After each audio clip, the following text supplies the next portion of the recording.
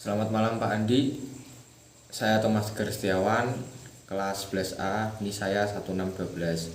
Saya di sini akan menjelaskan ringkasan materi PA PB bab 2. Yaitu ada 3 poin penting di bab ini.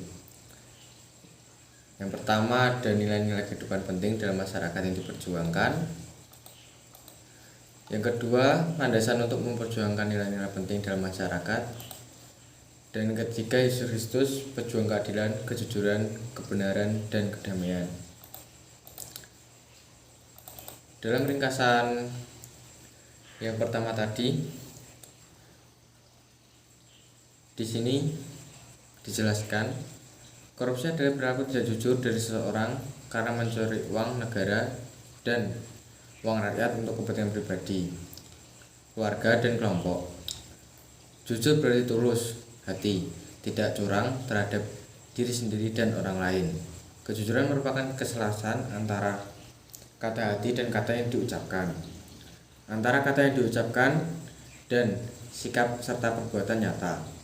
Sebagai orang Kristen, tentu saja kita dinasihati untuk selalu bersikap jujur. Di tengah semua ketidakjujuran dan ketidakbenaran ini, kita harus tetap bersikap benar, jujur, dan adil. Kata-kata dan tingkah laku seseorang Kristen sejati hendaknya dapat dipercaya. Yesus berkata, jika berkata ya, hendaknya ya. Jika berkata tidak, hendaknya tidak. Apa yang lebih dari itu berasal dari si jahat. Yesus juga menuntut supaya kita bersikap jujur terhadap orang yang munafik seperti kaum Farisi. Yesus bersikap sangat tegas.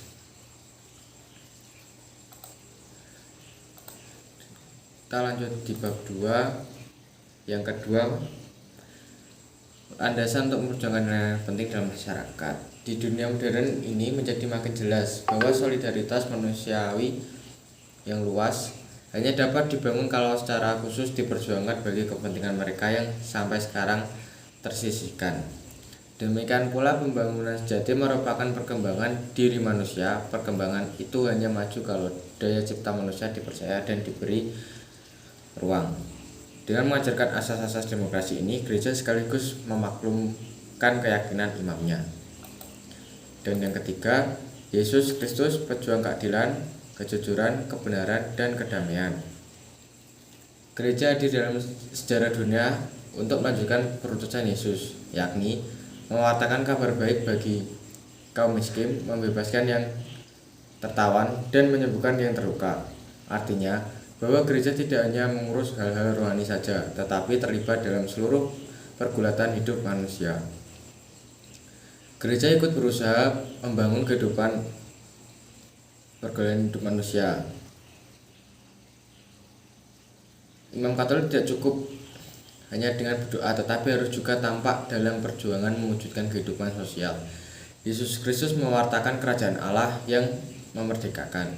Kekuatan imam dalam tindakan cinta kasih serta keadilan dapat mengubah situasi menjadi semakin mendekati cita-cita dalam sejahtera sebagaimana yang diwartakan oleh Yesus Kristus. Dan nilai-nilai kehidupan masyarakat diperjuangkan oleh negara. Landasan untuk memperjuangkan nilai-nilai penting dalam masyarakat. Ajaran Kristus dalam kitab suci dan ajaran gereja sebagai landasan kita untuk memperjuangkan nilai penting dalam kehidupan masyarakat. Dan itu beberapa ringkasan dari materi PAPB bab 2 dari saya. Sekian dan terima kasih. Selamat malam, Tuhan berkati.